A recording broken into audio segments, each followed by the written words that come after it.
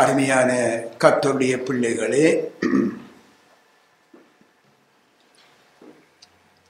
நீண்ட நாட்களுக்கு பிற்பாடு உங்களை காண்பதிலே நாங்கள் கர்த்தருக்குள் சந்தோஷம் அடைகிறோம். கடந்த நாட்களெல்லாம் சபையை குறித்து அநேக காரியங்களை, சத்தியங்களை நாங்கள் இந்த இடத்திலே கேட்டிருக்கின்றோம். கர்த்தர் கிருபையாக தந்து வழி நடத்தினார். ஏனென்றால் நாம் இந்த காலத்திலே நாம் நிச்சயமாக இந்த சத்தியங்களை அறிந்திருந்தால்தான் நாங்கள் கர்த்தருடைய வருகையிலே நாங்கள் உற்சாகமாய் நாங்கள் காண முடியும், அவரை முகமுகமாய் சந்திக்க முடியும். மட்டுமல்ல, நாம் எப்பொழுதும் நாம் ஆயத்தமாய் இருக்க முடியும். கர்த்தருடைய வார்த்தைகள் எங்களை பரிசுத்தப்படுத்துகிறது. பிரியமான தேவனுடைய பிள்ளைகளே, கர்த்தருடைய சபையை குறித்தும் மணவாட்டி சபையை குறித்தும் முக்கியமான சத்தியங்களை கர்த்தர் வெளிப்படுத்தி தந்து கொண்டிருக்கிறார். மட்டுமல்ல, கர்த்தர் இயேசு கிறிஸ்துவினுடைய வருகையிலே எடுத்துக் கொள்ளப்படும் பரிசுத்தவான்களை குறித்து சத்தியங்களையும் நீங்கள் அறிந்து கொண்டிருக்கிறீங்க. தொடர்ந்தும் இன்றைய நாளிலும் சில சத்தியங்களை நீங்கள் அறியும்படியாக கர்த்தர் இந்த வேளையில் இந்த கிருபையான வேளையை நமக்கு தந்திருக்கிறார். புதிய ஏற்பாட்டிலே அன்றைய கால பகுதியிலே அதிலிருந்து இன்று வரை மட்டுமல்ல, இனிமேலும் காணப்பட போகின்ற சபைகளும் வெளிப்படுத்தலிலே எங்களுக்கு காட்டப்பட்டிருக்கிற 7 வகை ஆவிக்குரிய சபைகளின் தன்மையும் ஒன்றுதான். அருமையானவர்களே, நாம் அதை ஆராய்ந்து பார்க்க வேண்டும். இன்றைக்கு அந்த 7 வகை ஆண்டவர் வெளிப்படுத்திய அந்த 7 வகை ஆவிக்குரிய சபைகளுடைய அந்த சத்தியங்கள், அதில் ஒன்றோ அல்லது பலரோ இப்பொழுது இருக்கிற, இதுவரைக்கும் இனிமேலும் வரப்போகிற சபைகள்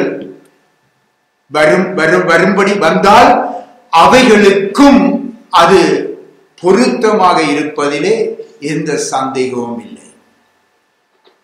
அதாவது நாங்கள் பார்ப்போமாயின் வெளிப்படுத்தலிலே வெளிப்படுத்தி இருக்கிற சபைகள் எபேசு சபை, சிமிர்னா சபை, பெர்கமு சபை, தியத்திரா சபை, சர்தை சபை, பிலதெல்பியா சபை, லவோதிக்கியா சபை, இவ்விதமாக 7 சபைகள்.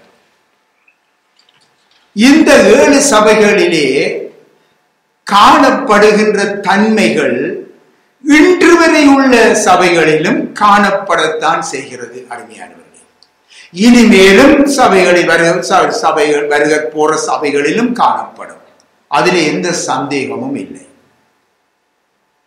அதில் இருக்கிற குறைவுகள், நிறைவுகள் எல்லாம் இருக்கும். ஏன் தெரியுமா? அந்த சபைகளுடைய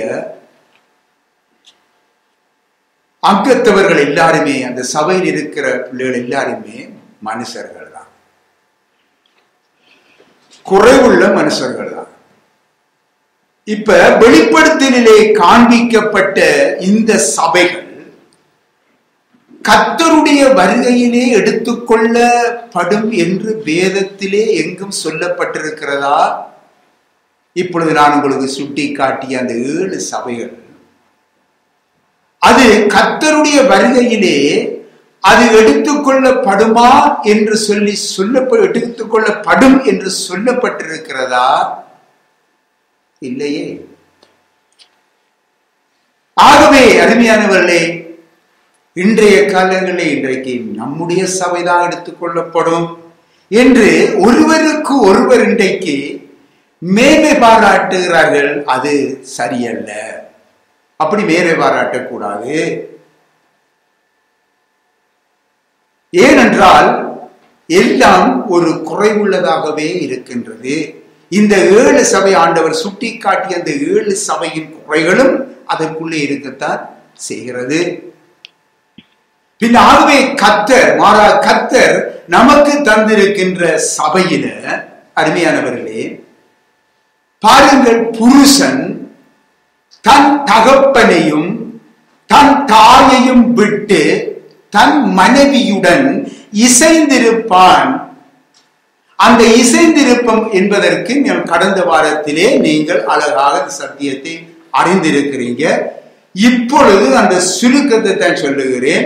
இசைந்திருக்கும் அந்த இசைவு, அந்த பெலம், அந்த இசைந்திருக்கிற பெலம் மிக்க அந்த பெலம் உள்ள இணைப்பு அந்த சபையுடனே இருக்க வேண்டும் என்று சத்தியத்தின்படி நாங்கள் பார்க்கிறோம். அந்த இணைப்புடன் இருந்து தகுதியான ஒரு வாழ்க்கை வாழ வேண்டும். குடும்பம் என்று பார்க்கும் பொழுது அந்த இணைப்புடன் இருந்து தகுதியான ஒரு வாழ்க்கை வாழ வேண்டும். இணைப்போடு இருந்து தகுதி இல்லாத வாழ்க்கை வாழ்ந்தால் பிரயோஜனம் இல்லை குடும்பத்திலே. அப்படி தகுதி இல்லாத வாழ்க்கை வாழ்ந்தால் குடும்பமானது என்ன செய்யும்? அதனுடைய மேன்மையை இழந்துவிடும். புருஷனானவன் குடும்பத்தின் தலையாயிருக்கிறான். பின்னர் இந்த தலையாயிருக்கிறபடியினாலே மனைவியானவள் ஒரு புத்தி உள்ள ஸ்திரியாக இருந்து குடும்ப வீட்டை கட்ட வேண்டும், கவனிக்க வேண்டும். ஆகவேதான் வேதம் சொல்லுகிறது, புத்தியுள்ள ஸ்திரி தன் வீட்டை கட்டுகிறாள் என்று சுட்டி காட்டுகின்றது வேதம். புருஷன் பலம் மிக்க இணைப்பாயிருக்க மனைவி ஒரு புத்தி உள்ள ஸ்திரியாக இருந்து தன் வீட்டை கட்ட வேண்டும். இல்லை என்றால் அந்த குடும்ப வீடு தன் மேன்மையை இழந்து போயிடும். அருமையானவர்களே, இதுதான் சத்தியம். இப்ப கவனியுங்க. அப்படியே தலையாகிய அந்த கிறிஸ்துவின் கீழ் விசுவாசிகளின் கூட்டம் ஒரே குடும்பமாக சபையாக இருந்து சபையின் மேய்ப்பன், சபையினுடன் ஊழியர்கள், விசுவாசிகள் அனைவரும் அவர்கள் ஒரே குடும்பமாக இருந்து தகுதியான வாழ்க்கை வாழாவிட்டால் சபையும் தன்னுடைய மேன்மையை இழந்துவிடும். அதை புரிந்து கொள்ளுங்கள். சபை, நான் மீண்டும் மீண்டுமாக ஒவ்வொரு இடத்திலும் நான் சொல்லுவது ஒன்றுதான், சபை என்பது இந்த 4 சுவர்கள் அடங்கிய இந்த கட்டிடம் அல்ல. ஆண்டவர் இயேசு அவர் இந்த உலகத்தை விட்டு போகும் முன் ஒரு கட்டிடத்தை கட்டி தந்து, இது என்னுடைய சபை, இதை பார்த்துக்கொள்ள சொல்லி போனார? இல்லை, நாம் தான் சபை. இதை கடந்த நாட்களிலே உங்களுக்கு விளங்கப்படுத்தி. ஆகவே சபை தன்னுடைய மேன்மையை இழக்காதபடி எச்சரிக்கையா இருக்க வேண்டும். ஆகவே சபையானது தன் மேன்மையை இழக்க யார் யார் காரணமாய் இருந்தார்களோ அவர்கள் கர்த்தர் இயேசுவின் வருகையிலே எடுத்துக் கொள்ளப்பட மாட்டார்கள். இதை நன்றாக புரிந்து கொள்ள. இதை புரியாமல் இன்றைக்கு எத்தனை பேர் நடக்கிறாங்க. இன்றைக்கு சபையில நான் ஊழியம் செய்யலாம், பெரிய பாட்டு குரூப்புகள் அதுகளில் நான் இருக்கிறேன் என்று பெருமை அடிக்கலாம். இல்லை, ஆண்டவர் இயேசுடைய வருகையில இதெல்லாம் அங்க மேன்மை பாராட்டாது. பின்ன இந்த சத்தியத்தை நன்றாக புரிந்து கொள்ளுங்க. அது போதும். அதை யார் சபையினுடைய மேன்மையை இழக்க யார் காரணமோ அவர் எடுத்துக் கொள்ளப்பட மாட்டார். அவர்கள் கைவிடப்படுவார்கள். அவர்கள் தீங்கு நாளுக்குள் அகப்படுவார்கள். தேவனுடைய பிள்ளைகளே, அன்றும் சபை ஒன்று இருக்கும். சபை இருக்கும். போதகர் இருப்பாங்க. ஆட்கள் எல்லோரும் சபையில நிரம்பி இருப்பாங்க. ஆனா பரிசுத்த ஆவியானவர் இருக்க மாட்டார். ஏன் தெரியுமா? கைவிடப்பட்டது. அது யாருக்கும் தெரியாது. கைவிடப்பட்ட சபையை இயங்கிக் கொண்டிருக்கும். ஆனால் அதை ஆளுகை செய்கிறவன் யார்? அன்டி கிரைஸ்ட். அவன் தான் ஆளுகை செய்வான். அவனுடைய ஆவிதான் ஆளுகை செய்யும். ஆகவே தேவனுடைய பிள்ளைகளே, அப்போஸ்தலனாகிய பவுல் சொல்லுகிறார் அல்லவா, பாருங்கள், தேவனுடைய ஆலோசனையில் நான் ஒன்றையும் மறைக்காமல் எல்லாவற்றையும் உங்களுக்கு அறிவித்து எல்லாருடைய இரத்தப்பழிக்கும் நீங்களாய் இருக்கிறேன் என்று சொல்லி அப்போஸ்தலனாகிய பவுல் சொல்றார். இப்படித்தான் தேவ ஆலோசனைகள் அனைத்தையும் அருமையானவர்களை மறைக்காமல் ஒரு குழந்தைகளுக்கு, ஒரு பிள்ளைகளுக்கு சொல்லி தருவது போன்று நான் உங்களுக்கு அறிவித்து வருகிறேன். அருமையானவர்களே, கீழ்ப்படிந்து நீங்களும் இந்த இரத்த பழிக்கு நீங்கி நீங்கள் வாழ வேண்டும். தேவனுடைய பிள்ளைகளே, கிறிஸ்துவின் வருகையிலே எடுத்துக்கொள்ளப்பட அவர் வரும்போது உங்களை இணைத்திருக்கிற சபையிலே உங்களை தேடுவார். இன்றைக்கு பாருங்க, ஒரே தேவன், ஒரே ஞானஸ்நானம், ஒரே ஆவியானவர், ஒரே வேதம். நீ கையில் இருந்திருக்கிற ஒரே வேதம். இன்றைக்கு பாருங்க எத்தனை சபைகள் என்று கொஞ்சம் சிந்தித்து பாருங்க. எத்தனை சபைகள். பின்ன இதுக்குள்ள கர்த்தருடைய சபை எது, கர்த்தருடையது அல்லாத சபை எது என்பதை நீங்கள் கண்டுபிடிக்கணும். இதுதான் முக்கியமானது. இன்றைக்கு மக்கள் அப்படி கண்டுபிடிக்கிற இல்லை. அதனாலதான் இன்றைக்கு ஒவ்வொரு இடத்திலும் சபை ஆரம்பிக்கிற உடனே ஓடி போய் சேர்ந்துருவாங்க. அருமையானவர்களே, வேதத்துக்கு முரணானது. அதான் இன்றைக்கு எங்கு பார்த்தாலும் சபை உண்மை நல்லது. ஆனால் அது உண்மையாவே கர்த்தருடைய சபைதானா? இதை புரிந்து கொள்ள வேண்டும். இதை நான் கடந்த நாட்களிலே உங்களுக்கு சொல்லி தந்திருக்கிறேன். இன்னும் கர்த்தருக்கு சித்தமானால் சில சத்தியங்களை நான் உங்களுக்கு கற்றுத்தருவேன். சரி, அருமையான கர்த்தருடைய பிள்ளைகளே, பாருங்கள், நீங்கள் ஒரு உங்களுக்கு ஒரு தோட்டம் ஒன்று வச்சிருக்கிறீங்க. அந்த தோட்டத்திலே போயிட்டு நீங்கள் சரி கோதுமையை விளைவிக்கிறீங்க. கோதுமை விளைச்சிட்டால் அதனுடைய பலனை போயிட்டு எங்க பார்ப்பீங்க? சொல்லுங்க. பக்கத்து வீட்டுக்காரன் காணிக்கிறதை பார்ப்பீங்களா? இல்ல. எங்க விளைச்சிங்களோ அந்த இடத்துல பார்ப்பீங்க. பின்னாகவே இன்றைக்கு அருமையானவர்களே, இன்றைக்கு எத்தனை பேர் என்ன செய்வாங்க? சபையில சண்டை பிடிச்சிட்டு ஓடி போய் இந்த இடத்துல சபை ஒன்று உருவாக்கிடுவாங்க. பின்ன இதெல்லாம் சபை அல்ல. சபை உருவாக்கம் அது எப்படி என்று உங்களுக்கு நான் பிறகு சொல்றேன். வேதத்தில் சொல்லப்பட்ட சபை. இன்றைக்கு சில பேர் இருக்கிறாங்க பாருங்க, ஒவ்வொரு உலகம் முழுக்க சபை வச்சிருப்பாங்க. எல்லாம் அவங்களோட பேர் போட்டிருக்கும். அது சபை என்று சொல்லி சொல்றாங்க. இல்லை, சபை இல்லை. வேதத்தின்படி அது சபை இல்லை. நன்றா புரிந்து கொள்ளுங்க. அது பிறகு அது இன்றைக்கு அந்த காரியம் இல்லை. இன்றைக்கு நாங்கள் கத்திருந்துக்கிற வேறு வார்த்தைகள் அந்த காரியத்தில் நாங்கள் இன்றைக்கு போகிறோம். அதை விட்டு நாங்கள் நழுவக்கூடாது. சரி, ஆகவே தேவன் அங்கே நம்மை ரட்சித்து கொண்டு வந்து அந்த சபையிலே அங்கே நட்டு விடுகிறார்.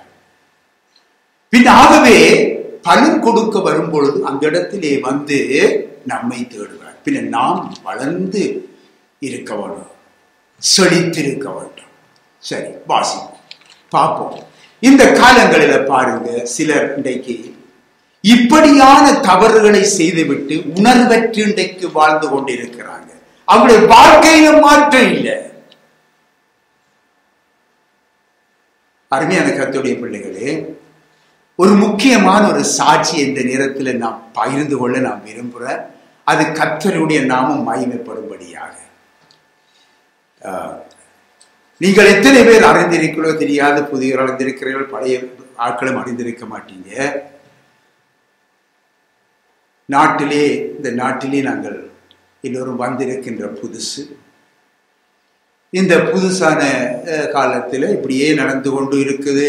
நாங்கள் போவோம், விசாக்கள் தருவார்கள், விசாக்களை பெற்றுக்கொள்ளுவோம், இப்படியாக நடந்து கொண்டிருக்கும் பொழுது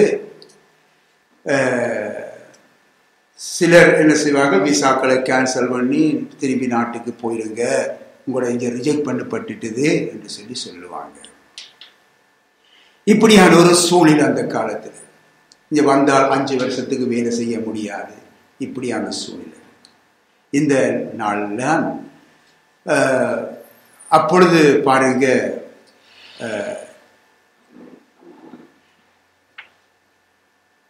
நம்முடைய சகோதரி ரூத் அவர்கள் ஒரு தடவை வந்து கேட்டா, பாஸ்டர் நம்ம போக சொல்லி அவன் விசா தரமாட்டான் போல இருக்குது, நாட்டுக்கு திருப்பி அனுப்ப போகிறான் போல இருக்குது என்று சொல்லிட்டு சொன்னான். ஆண்டவர் இந்த நமக்கு தம்முடைய சபையில் இணைச்சிருக்கிறார். பின்னாகவே இந்த இடத்துல இருந்து ஆண்டவர் ஒரு இடத்துக்கு கொண்டு போவாரா என்று சொல்லி கேட்டார். அருமையான ஒரு கேள்வி. அந்த நேரத்தில் நாங்களும் ஆரம்ப காலங்கள் மிகவும் ஒரு முக்கியமான ஒரு கேள்வி. என்ன பதில் சொல்ல முடியாது. சொன்னோம், கர்த்தரில் விசுவாசம் வையுங்க, ஆண்டவற்ற வார்த்தை அதுதான் சொல்லுது. அந்த விசுவாசத்தின் அடிப்படையில் கர்த்தர் மகிமையான காரியத்தை செய்வார். அவ்வளவுதான். நிச்சயமாக சகோதரி கர்த்தரிடத்திலே விட்டிருப்பார், நல்லா தெரியும். கர்த்தரிடத்திலே ஜெபிச்சிருப்பார். நாங்களும் சகோதரிக்காக இப்படி ஒரு காரியத்தை குறித்து ஜெபிச்சோம். என்னோட முக்கியமான ஒரு கட்டம் அது. அதன் பிற்பாடு சகோதரியிலிருந்து வந்த செய்தி, நான் இன்னிடத்துக்கு போனேன், அவங்க உடனே எங்களை இந்த நாட்டில் இருக்க எல்லாம் பண்ணிட்டாங்க. பின்ன காரணம் என்னென்றால் அது கர்த்தருடைய செயல். கர்த்தரை நாம் விசுவாசித்து அவருடைய செயலை விசுவாசித்து நாங்கள் நடப்போமாயின் கர்த்தருடைய பெரிதான மகிமையை நாம் காண முடியும். அதைத்தான் உங்களுக்கு சொல்றேன். அது இப்படி ஆண்டவர் எத்தனையோ காரியங்களை இந்த இடத்துல செய்திருக்கிறார். அருமையானவர்களே, கர்த்தர் நல்லவர். ஆகவே நாம் அதனால் தான் இன்றைக்கும் நாம் சொல்லுவது என்ன தெரியுமா? கர்த்தர் மேல் விசுவாசத்தை வையுங்க. அது என்ன பிரச்சனையா இருக்கலாம், கர்த்தரை விசுவாசிங்க, அவருடைய பெரிய காரியங்களை நாங்கள் காணோம்.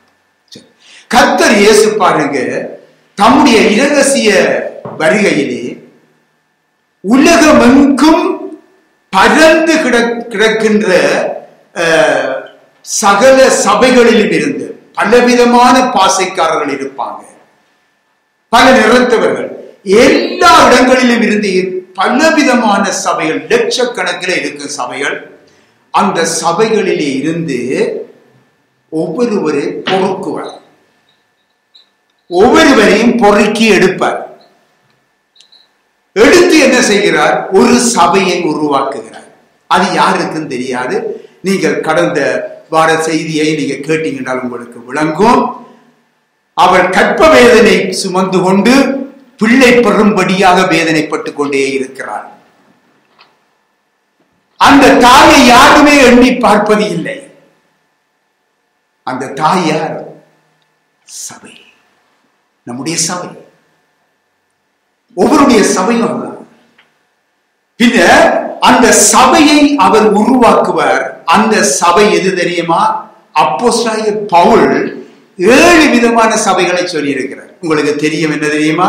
ரோமர், கொரிந்தியர், கலாத்தியர், எபேசியர், பிலிப்பியர், கொலோசையர், தெசலோனிக்கேயர் என்று சொல்லி 7 விதமான சபைகளை குறித்து அப்போஸ்தலனாகிய பவுல் சொல்லி இன்னும் ஒரு புதிய சபையை அவர் வெளிப்படுத்திக்கிறார். உங்களுக்கு தெரியுமா?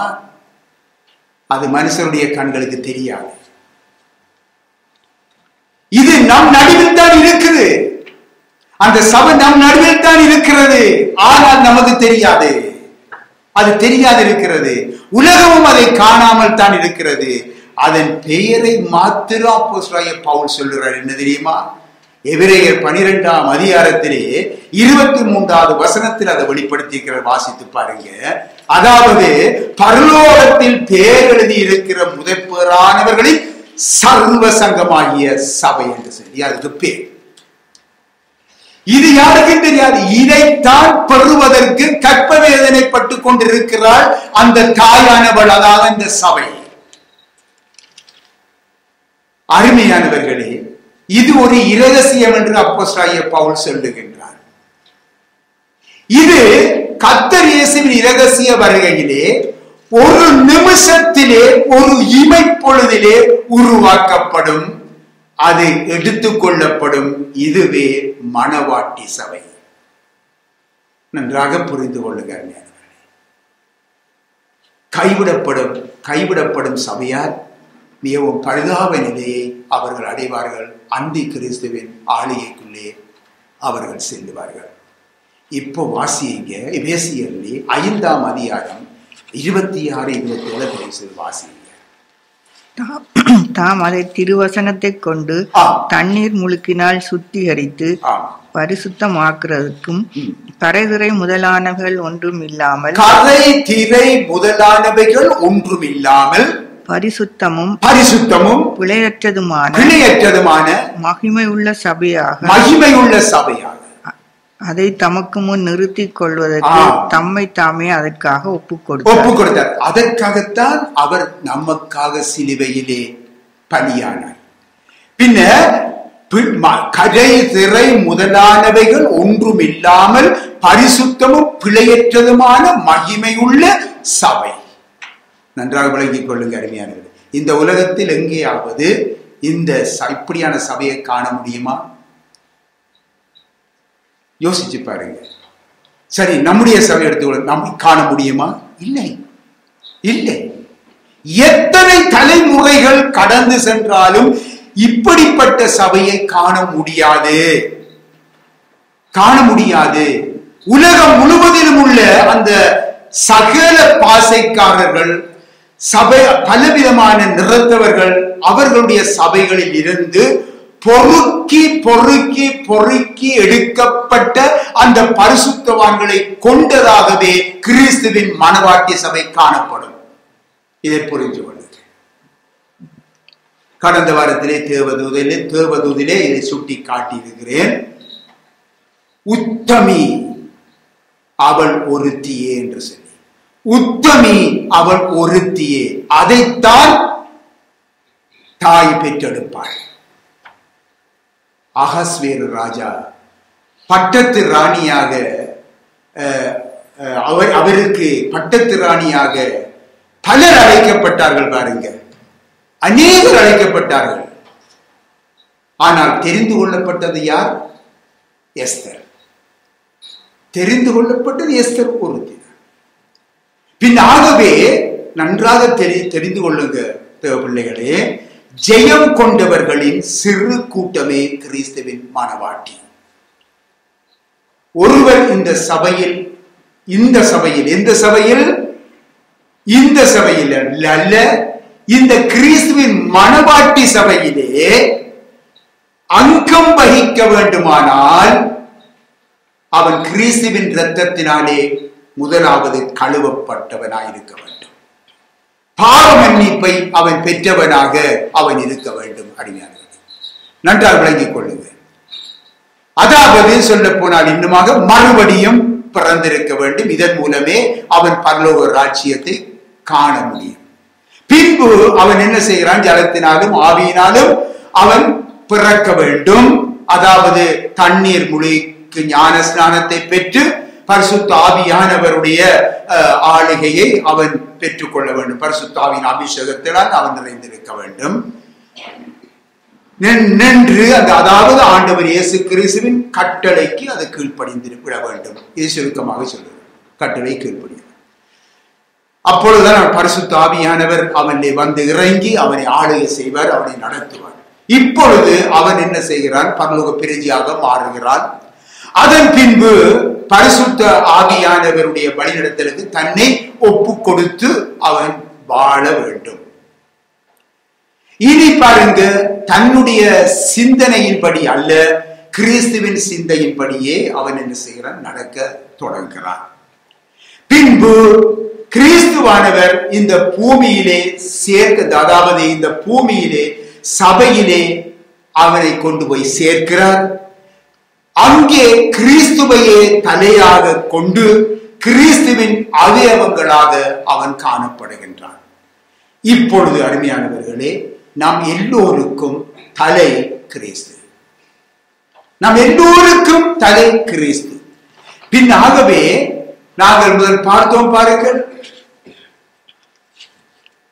குடும்பத்துக்கு புருஷன் தலையாயிருக்கிறான்.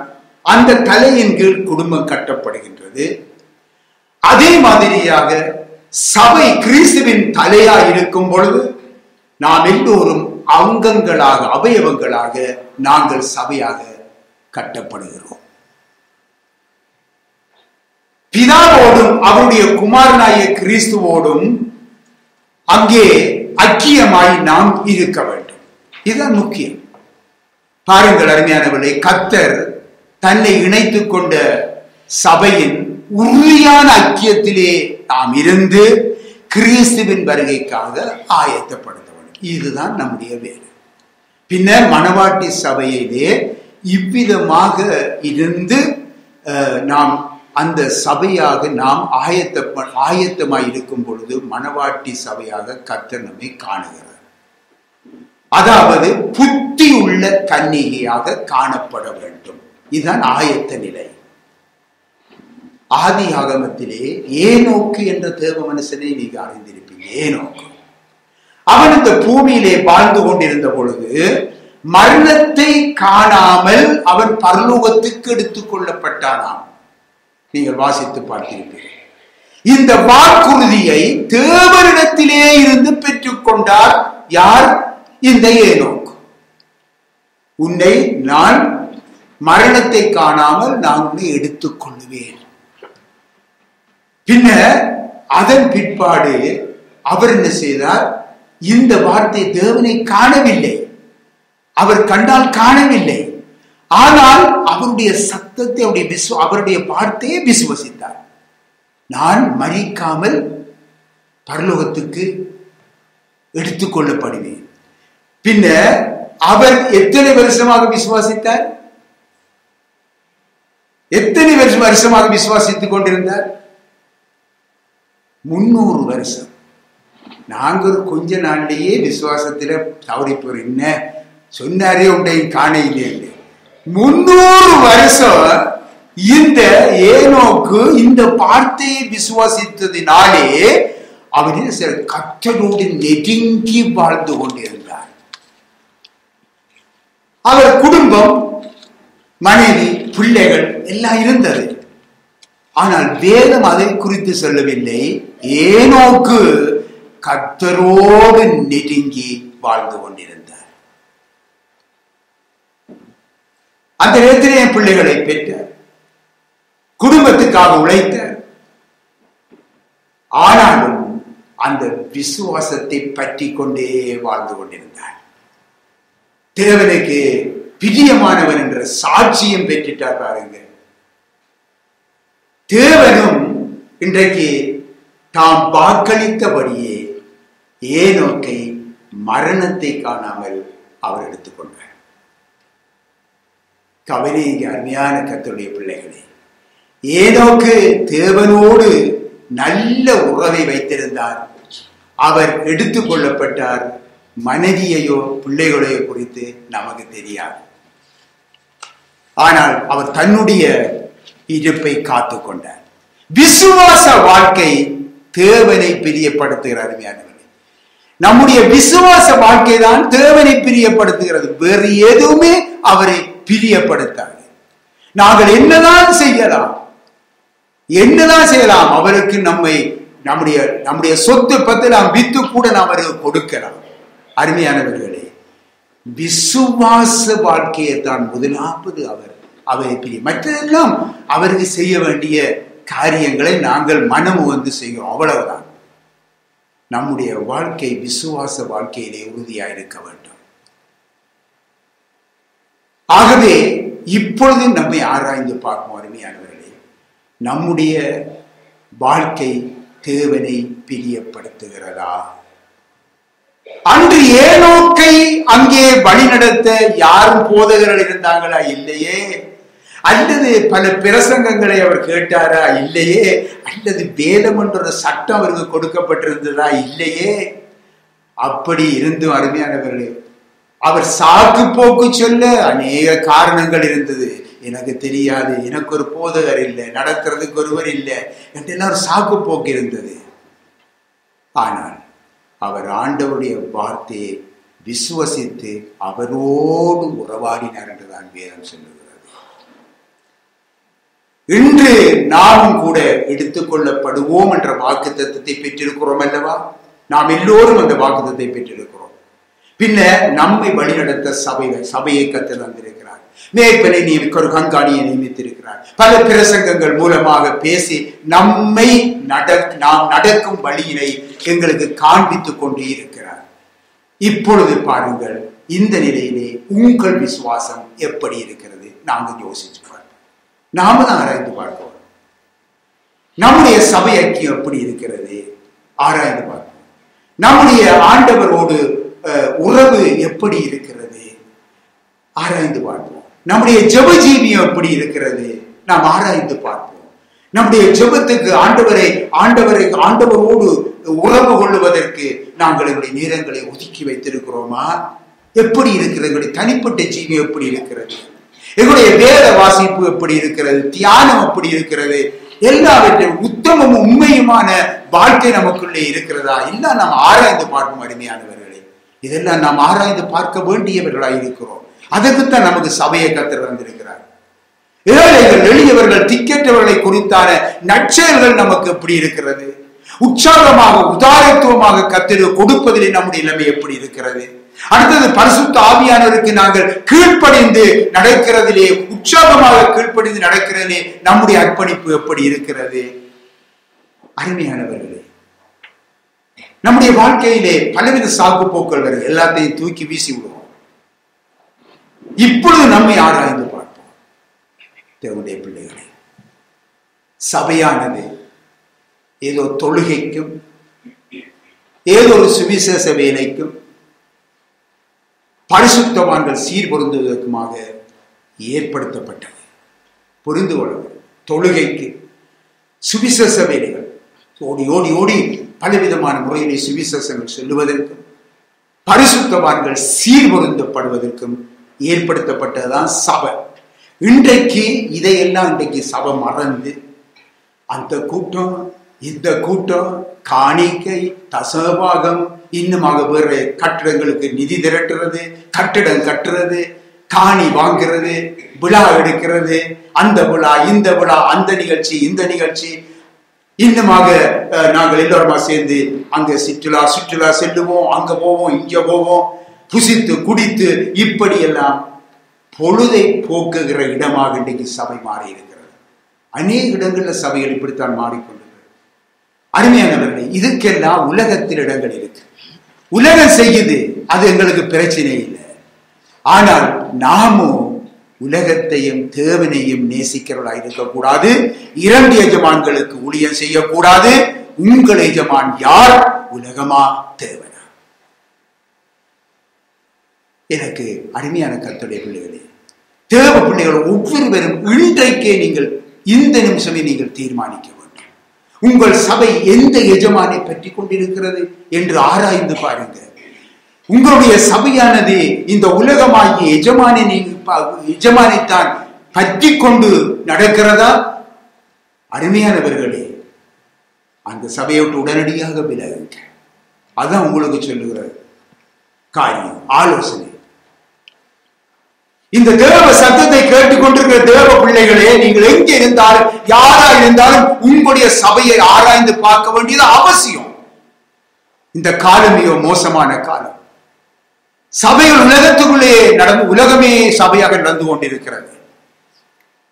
அப்படிப்பட்ட இடத்துல உண்மையான தேவனுடைய பிள்ளைகள் இருக்கக்கூடாது. இதுதான் நாம் சொல்லுகின்ற ஆலோசனை. நீங்கள் ஐக்கியப்பட்டிருக்கும் சபையின் எஜமான் உலகமாய் இருந்தால் உடனே விட்டு விலக வேண்டும். நீங்கள் கிறிஸ்துவை எஜமானாக கொண்டவர்கள் என்பதை மறந்துவிடக்கூடாது. ஏனென்றால் சபையின் தலை கிறிஸ்து. கிறிஸ்துவின் வருகையிலே அவரை முகமுகமாய் நீங்கள் சந்திக்க வேண்டும் அல்லவா? ஆகவே நாம் தான் நம்மை ஆதாயப்படுத்தும், நம்மை ஆராய்ந்து பார்க்க வேண்டும். ஆண்டவர் இயேசு சொல்றார் அல்லவா, கலப்பையின் மேல் கை வைத்து விட்டோம், இனி நாம் பின்னிட்டு பார்க்க கூடாது. கலப்பையின் மேல் கை வைத்து விட்டோம் அருமையானவர்களே, இனி நாங்கள் பின்னோக்கி பார்க்க கூடாது. இதோ நம்முடைய மீட்பர் இயேசு வருகிறார். நம்முடைய கிரியைகளுக்கான பலன்களோடு வருகிறார். அருமையானவர்களே, ஆவலாய் நாம் எல்லோரும் அவரை எதிர்கொண்டு போவோம். அதுதான் எங்களுடைய நோக்கமாயிருக்கட்டும். என் இயேசு ராஜன் வருவார், எண்ணிலடங்கா தூதரோடு என்னை மீட்ட இயேசு ராஜன் என்னை ஆளவே வருவார். சேர்ந்து பாடுவோமா?